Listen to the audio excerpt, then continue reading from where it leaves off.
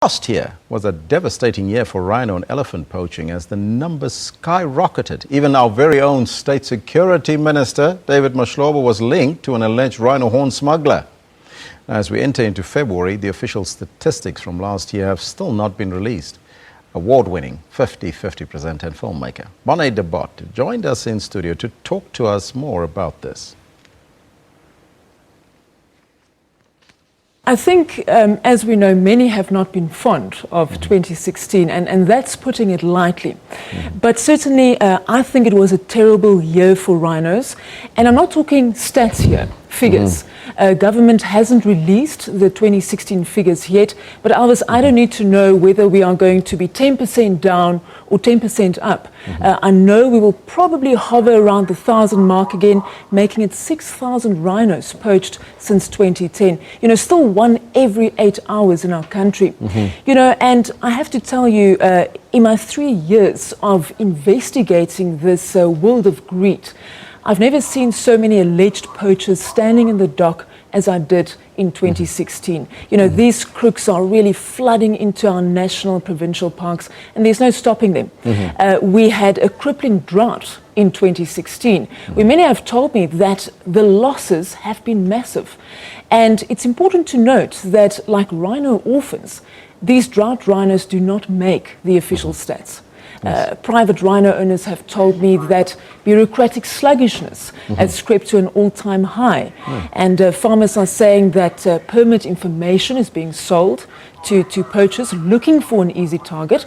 And then we know that corruption has infiltrated throughout the system. I mean, how could we forget the headline at the end of 2016, State Security Minister's alleged link to rhino horn trafficker, which has yet to be resolved. Now, that particular case, how far is it right now? Because, as you said, it's still not resolved. Right.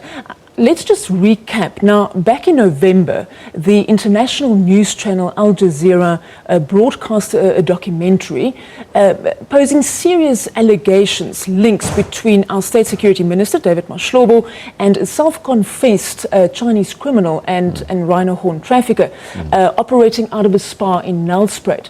Now, of course, the South African media jumped all over the story, and the minister has now threatened to not only sue Al Jazeera, but also other publications for defamation. But you know, there's been a lot of sort of questions asked whether there has been an inquiry into these claims.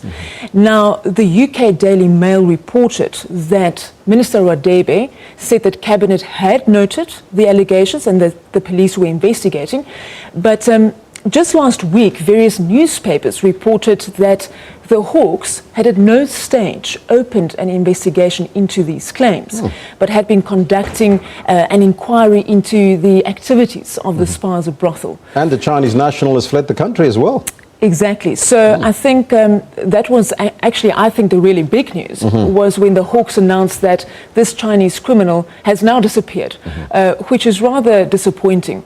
You know, so the Hawks are blaming Al Jazeera for messing up their investigation. But I just have to say, Alvis, you know, looking at the response on social media and the scrutiny of the local press, I think this has the ability to really damage the reputation of our security cluster.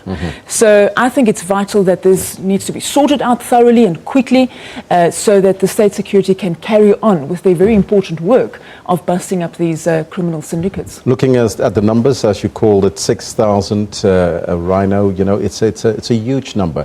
What do we expect for 2017? You did say there is an increase in the arrest of these syndicates, but will that actually help?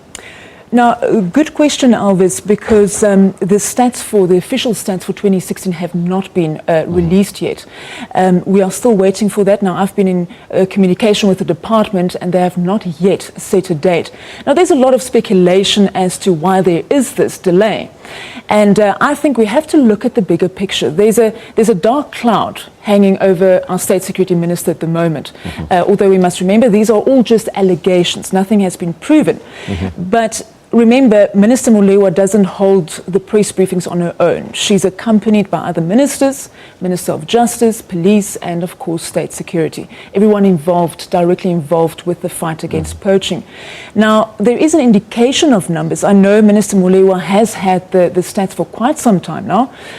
Kruger released their stats, and I believe the numbers are down from 2015, but of course I will have to wait for the official confirmation. KwaZulu-Natal released their stats, and they sadly lost 161 rhinos in 2016, a massive increase from 116 in 2015.